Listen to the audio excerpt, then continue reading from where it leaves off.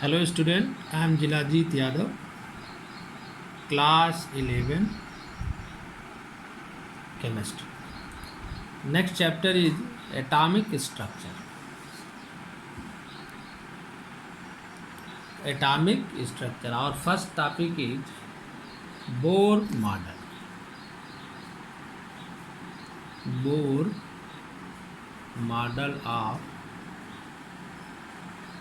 an atom. Bore scientist का नाम है डेनिस का साइंटिस्ट था और इसने 1913 में अपने मॉडल को प्रपोज किया था और इसने बताया था कि किसी भी एटॉमिक स्ट्रक्चर के बारे में इसने बताया था कि किसी भी एटम में किस तरीके से इलेक्ट्रॉन, प्रोटॉन, न्यूट्रॉन ये सब क्या करते हैं, रहते हैं। तो इसने पहली बात बताई अपनी कि an atom consist of a small heavy positively charged nucleus in the center and electrons revolve around it in circular orbit। क्या बताया इसने कि जो एटम होता है वो अपने सेंटर में एक हैवीएस्ट पार्ट रखता है जिसे हम क्या बोलते हैं, न्यूक्लियस। क्या बोलते हैं, न्यूक्लियस। और उसने बताया था कि जो इलेक्ट्रॉन होता है इस न्यूक्लियस के चारों ओर रिवॉल्व करता है। क्या करता है, इस न्यूक्लियस के चारों ओर रिवॉल्व करता है यानी घूमता है। और जो न्यूक्लियस होता है उसका चार्ज क्या होता है, पॉजिटिव चार्ज। क्या कैसा चार्ज होता है, पॉजिटिव चार्ज। फिर से सुनो सभी लोग, क्या बताया था नील बोर ने, an atom consist of a small heavy positively charge nucleus in the centre and electrons revolve around it in circular orbit. कह रहा है कि जो एटम होता है वो अपने सेंटर में पॉजिटिवली चार्ज एक हैवी पॉजिटिवली चार्ज न्यूक्लियस रखता है और उस न्यूक्लियस के चारों ओर एक सर्कुलर ऑर्बिट में जो इलेक्ट्रॉन होता है वह क्या करता है, रिवॉल्व करता है, घूमता है। दूसरी बात उसने क्या बताई, the electron revolve only in those orbits which have a fixed value of energy.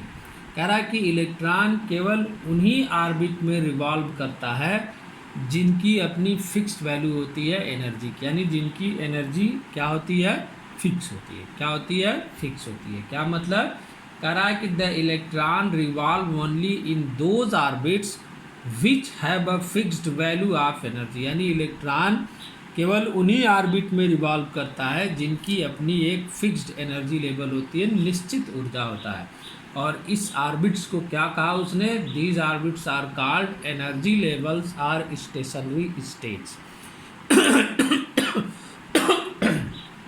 क्या नाम दिया उसने इसे, स्टेशनरी स्टेट या स्टेशन एनर्जी लेवल। और उसने इनको नाम दिया था, इन ऑर्बिट्स को के, एल, एम, एन, ओ, और इनके लिए उसने नंबर दिया था, के के लिए 1, एल के लिए 2, एम के लिए 3, एन के लिए 4, ओ के लिए 5 एक्सेट्रा। क्या नाम दिया था उसने कहा the electron revolve only in those orbits which have a fixed value of energy, यानी इलेक्ट्रॉन केवल उन्हीं ऑर्बिट में रिवॉल्व करता है जो फिक्स्ड वैल्यू, जिनकी एनर्जी वैल्यू क्या होती है, फिक्स होती है। और उसने इन ऑर्बिट्स को क्या नाम दिया, एनर्जी लेवल्स या स्टेशनरी स्टेट। और उसने इन ऑर्बिट्स को रिप्रेजेंट किया था के, एल, एम, एन, ओ एक्सेट्रा लेटर से, और नंबर इनके लिए दिया था उसने, के के लिए 1, एल के लिए 2, ऐसे, एम के लिए 3, एन के लिए 4, ओ के लिए 5 ऐसे। और उसने क्या बताया था कि the energy of the different stationary state in case of hydrogen atom are given.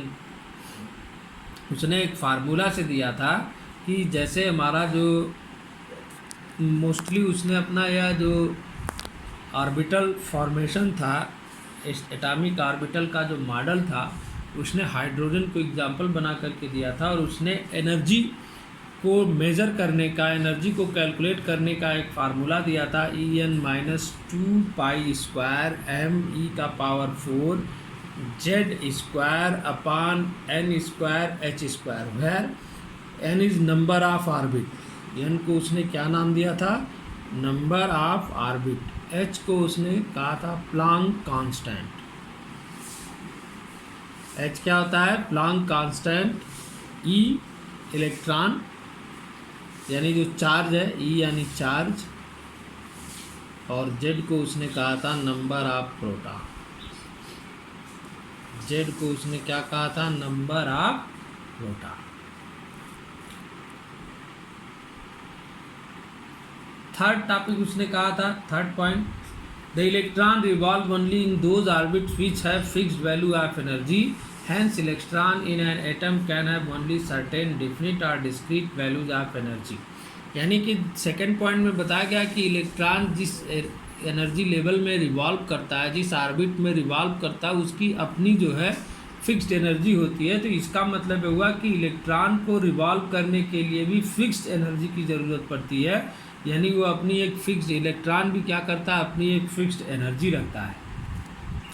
तो उस एनर्जी को क्या बोला गया, प्लांक ने नाम दिया था उस एनर्जी को, the energy of an electron is quantize. यानी प्लांक ने बताया था कि जो एनर्जी का, वो इलेक्ट्रॉन जो होते हैं उनकी जो एनर्जी होती है वह छोटे छोटे पैकेटों के रूप में होती है, जिसे उसने नाम दिया था क्वांटा। क्या नाम दिया था, क्वांटा। इसलिए इनकी एनर्जी को क्या कहा गया, इनमें ऐसे इलेक्ट्रॉनों को क्या कहा गया, क्वांटाइज्ड। क्या कहा गया, क्वांटाइज्ड। फिर से सभी सुनो सभी लोग, सेकंड पॉइंट में उसने बताया कि इलेक्ट्रॉन जिसमें रिवॉल्व करता है उस सभी ऑर्बिट्स की एक फिक्स्ड एनर्जी लेवल होता है। सभी ऑर्बिट की अपनी एक क्या होती है, फिक्स्ड एनर्जी लेवल होती है। तो उसने बताया इसका मतलब हुआ कि जो इलेक्ट्रॉन रिवॉल्व कर रहा है उस ऑर्बिट में, उस इलेक्ट्रॉन की भी अपनी एक फिक्स्ड एनर्जी होती है। उसी एनर्जी को क्या बोला गया, क्वांटा। क्या बोला गया, क्वांटा। क्वांटा नाम किसने दिया था, प्लांक ने। किसने दिया था, प्लांक ने। प्लांक ने बताया था कि जो एनर्जी होती है वो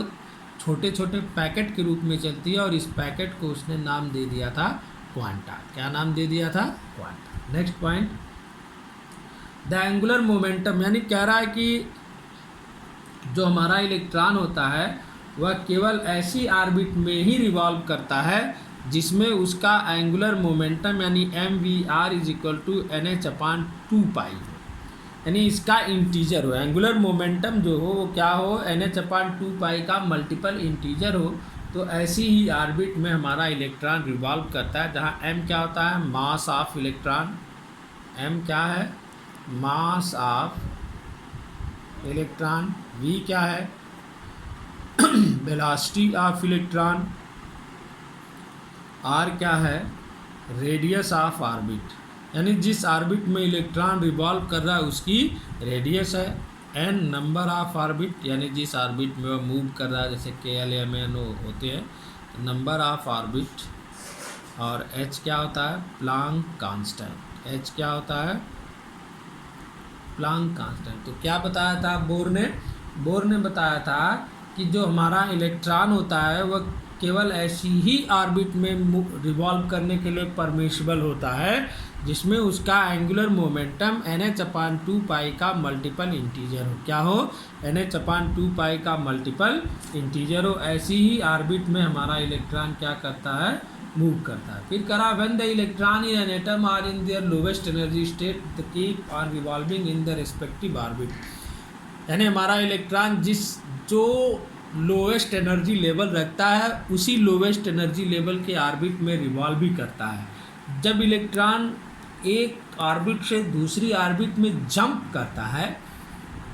तो वह क्या करता है, वो या तो एनर्जी रिलीज करता है या फिर एनर्जी गेन करता है, या तो एनर्जी एब्जॉर्ब करता है या फिर इमिट करता है। यानी कि जब तक वह अपने ऑर्बिट में रिवॉल्व करता रहता है तब तक no emission of energy and no absorption of energy,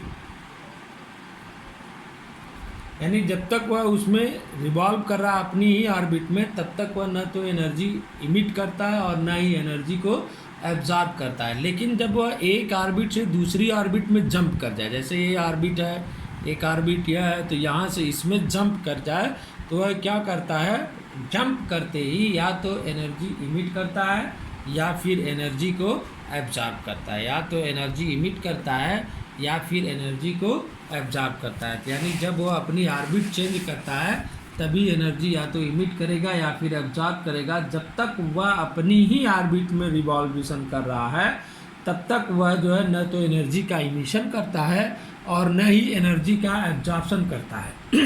उसकी इस स्टेट को बोलते हैं नॉर्मल और ग्राउंड स्टेट, यानी जब वह एनर्जी का न तो इमिशन करे न ही एब्जॉर्प्शन करे तो उसके इस लेवल को हम क्या बोलते हैं, ग्राउंड स्टेट। क्या बोलते हैं, ग्राउंड स्टेट। तो जैसे ही इलेक्ट्रॉन जो है क्या करता है, एक सपोज करते हैं कि वह एक ऑर्बिट से दूसरी ऑर्बिट में जंप किया, तो हमने सपोज किया कि जिस ऑर्बिट से वह जंप कर रहा है उसका एनर्जी लेवल E1 और जिस ऑर्बिट में वह जंप कर रहा है उसका एनर्जी लेवल E2 है। क्या है, E2 है। तो दोनों ऑर्बिट का जो एनर्जी लेवल है उसका difference delta E is equal to E2 minus E1। E2 minus E1 क्या करता है वह, जब एक हमने सपोज किया कि एक ऑर्बिट से दूसरी ऑर्बिट में जंप कर रहा है, तो हमने सपोज किया कि जिस ऑर्बिट से जंप कर रहा है उसका एनर्जी लेवल E1 और जिस ऑर्बिट में जा कर के जंप किया उसका एनर्जी लेवल E2, तो दोनों में डिफरेंस क्या हुआ, delta E is equal to E2 minus E1। Energy is always emitted और absorbed in certain discrete quantities, और इसे हम क्या बोलते हैं, क्वांटा। क्या बोलते हैं, क्वांटा या फिर फोटॉन, जिसकी आइंस्टीन ने कैलकुलेशन करके एक वैल्यू दी थी -13.6 upon n square electron volt, जहाँ n क्या होता है, नंबर ऑफ ऑर्बिट, n क्या होता है, number of orbit. Electron volt unit है। ठीक, फिर से समझ लेते हैं हम लोग क्या क्या पढ़े। Bohr model of an atom. Bohr model of an atom, Niels Bohr नाम का एक डैनिश का साइंटिस्ट था, और उसने जो है एटॉमिक मॉडल दिया था हाइड्रोजन को एग्जाम्पल बना करके 1913 में। कब दिया था, 1913 में। उसने अपनी पहली पास्चुलेट यानी उसके एटॉमिक मॉडल की जो पहली पास्चुलेट है उसमें उसने बताया था कि an atom consist of a small heavy positively charge nucleus in the centre and electrons revolve around it in circular orbit. कह रहा है कि एक एटम जो होता है उसके सेंटर में न्यूक्लियस होता है जो कि पॉजिटिवली चार्ज होता है, और इलेक्ट्रॉन क्या करता है, इस न्यूक्लियस के चारों ओर रिवॉल्यूशन करता है, यानी घूमता है एक सर्कुलर ऑर्बिट में, यानी कि सर्कुलर मतलब वृत्ताकार, एक सर्कुलर ऑर्बिट में क्या करता है, रिवॉल्व करता है। फिर उसने क्या बताया, दूसरी बात बताई कि इलेक्ट्रॉन जिन ऑर्बिट्स में रिवॉल्व करता है, the electron revolve only in those orbits which have a fixed value of energy, यानी उन्हीं ऑर्बिट में रिवॉल्व करता है जिनकी अपनी एक फिक्स वैल्यू होती है एनर्जी लेवल की। क्या होती है, फिक्स वैल्यू होती है एनर्जी लेवल की। फिर उसने क्या बताया कि जो एनर्जी थी उसके लिए उसने फार्मूला बताया, En is equal to -2 pi square m e⁴ z² upon n square h square, जहाँ n क्या होता है, नंबर ऑफ ऑर्बिट, h क्या होता है, प्लैंक कांस्टेंट, E क्या होता है, चार्ज होता है, Z जो होता है नंबर ऑफ प्रोटॉन होता है, पाई सभी लोग जानते हैं। फिर उसके बाद उसने क्या बताया, फिर उसने बताया कि जो हमारा इलेक्ट्रॉन है वह केवल ऐसी ऑर्बिट में ही रिवॉल्यूशन करने के लिए परमिशिबल होता है जिसमें उसका angular momentum mvr is equal to nh/2 pi का मल्टीपल इंटीजर हो। उसने बताया नील बोर ने कि हमारा जो इलेक्ट्रॉन है वह केवल ऐसी ऑर्बिट में रिवॉल्यूशन करने के लिए परमिशिबल होता है जिसमें उसका एंगुलर मोमेंटम mvr जो होता है वो nh/2 पाई का मल्टीपल इंटीजर हो। यहाँ m क्या होता है, when m is mass of electron, v is velocity of electron, r क्या होता है, उस ऑर्बिट की रेडियस होता है जिसमें वह इलेक्ट्रॉन मूव करता है, n number of orbit, h क्या होता है, प्लैंक कांस्टेंट। जब तक जो है हमारा इलेक्ट्रॉन अपनी ऑर्बिट में, अपनी फिक्स्ड ऑर्बिट में रिवॉल्यूशन करता रहता है, तब तक वह न तो एनर्जी का इमिशन करता है और न ही एनर्जी का एब्जॉर्प्शन करता है। उसकी इस स्टेट को ग्राउंड स्टेट बोलते हैं। क्या बोलते हैं, ग्राउंड स्टेट। जब तक वह न एनर्जी का इमिशन करे न एब्जॉर्प्शन करे तो उसे हम क्या बोलते हैं, ग्राउंड स्टेट। क्या बोलते हैं, ग्राउंड स्टेट। लेकिन जैसे ही हमारा इलेक्ट्रॉन जो है एक ऑर्बिट से दूसरी ऑर्बिट में जंप करता है तो वह या तो एनर्जी का इमिशन करता है या फिर एनर्जी का एब्जॉर्प्शन करता है। तो जैसे हम मान लें कि जिस ऑर्बिट से मूव किया, जिस ऑर्बिट से जंप किया उसकी एनर्जी लेवल E1 है और जिसमें जंप किया उसका एनर्जी लेवल E2 है, तो उसका एब्जॉर्प्शन या emission of energy delta E is equal to हो गया E2 माइनस E1। इसको कैलकुलेट करके प्लैंक ने और आइंस्टीन ने बताया था En is equal to -13.6 upon n square electron volt, यानी वह कितनी एनर्जी इमिट या एब्जॉर्ब कर सकता है 13.6/n² इलेक्ट्रॉन वोल्ट, जहाँ n स्क्वायर क्या होता है number of orbit, n square क्या होता है नंबर ऑफ ऑर्बिट। और इस एनर्जी को क्या हम बोलते हैं क्वांटा, क्या बोलते हैं क्वांटा। क्वांटा नाम किसने दिया था प्लांक ने बताया ही था कि रेडिएशन अगर हो रहा हो, उसने सन को एग्जांपल लेकर के बताया था कि रेडिएशन हो रहा हो तो रेडिएशन में जो एनर्जी होती है वह क्या करती है छोटे छोटे पैकेटों के रूप में चलती है। कैसे चलती है छोटे छोटे पैकेटों के रूप में चलती है, जिसे उसने नाम दिया था क्वांटा या फोटॉन। यह है बोर का एटॉमिक मॉडल। इसको सभी लोग बढ़िया से रिपीट भी कर लोगे और बुक में पढ़ भी लोगे वीडियो सुनने के बाद। तो हम लोग कल इसकी लिमिटेशंस पढ़ेंगे। ओके।